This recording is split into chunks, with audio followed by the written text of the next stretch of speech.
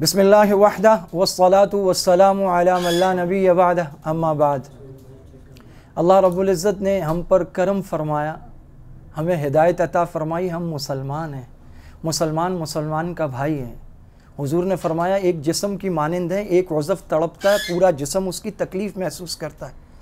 ہمیں لوگ تانا دیتے ہیں، ہمیں کہتے ہیں تمہارے یہاں رمضان میں کھجوریں مہنگی ہو جاتی ہیں، پھل مہنگا ہو جاتا ہے۔ کہتے ہیں اگر پتہ لگ جائے نا کل قیامت آئے گی تو یہاں مسلح مہنگے ہو جائیں گے، یہاں کفن مہنگے ہو گئے ہیں، یہاں 3000 4000 کا خیمہ 15000 کو جا پہنچا ہے، یہاں پر دوائیاں نہیں مل رہی ہیں، یہاں ٹرک والوں نے کرائے بڑھا دیے ہیں۔ کیا لگتا ہے نیکیاں صرف بس نماز میں اور عمروں میں رکھی ہوئی ہیں؟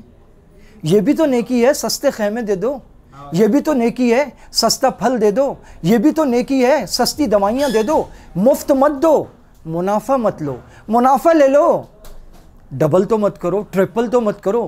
لوگ تانے دیتے ہیں، لوگ کہتے ہیں یہ مسلمان ہو تم، لوگ مثال دیتے ہیں کہ دیکھو کافر وہاں پر سستی کر دیتے ہیں۔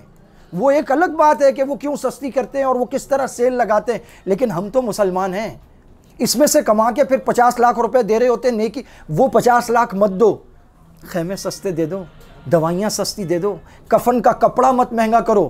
اس موقع پر جن چیزوں کی ضرورت ہے وہ ساری چیزیں خبریں بننے لگی ہیں، ہیڈنگز آ رہی ہیں، ٹینٹس پرائسز ہائیک ٹو 15,000۔ تو یہ شرم کی بات ہے، it is a Chris for اس۔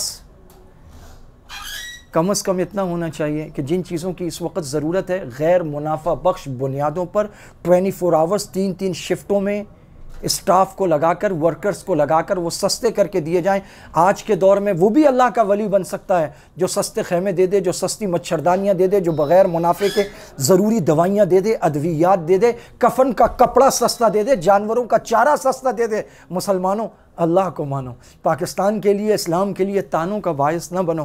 جن کے فار ایگزامپل ایک آدمی کام کرتا ہے ٹینٹ کا، ترپال کا، پلاسٹک کا، تو وہ تو مصروف آدمی ہے، وہ تو چھاپ رہا ہے، اس کے گھر والے، اس کے بیوی بچے، اس کی بیٹیاں، رشتہ دار جو سن رہے ہیں وہ اسے کہیں کہ بھائی یہ نیکی ہے، اس موقع پہ سستا کر کے دے دو۔ اللہ رب العزت ہم کو ایسا بنا دے کہ ہم سب ایک دوسرے کو مل کر وَتَعَاوَنُوا عَلَى الْبِرِّ وَالتَّقْوَى وَلَا تَعَاوَنُوا عَلَى الْإِثْمِ وَالْعُدْوَانِ، اس کی ایک زندہ تصویر بن جائیں۔ وآخر دعوانا ان الحمد للہ رب العالمین۔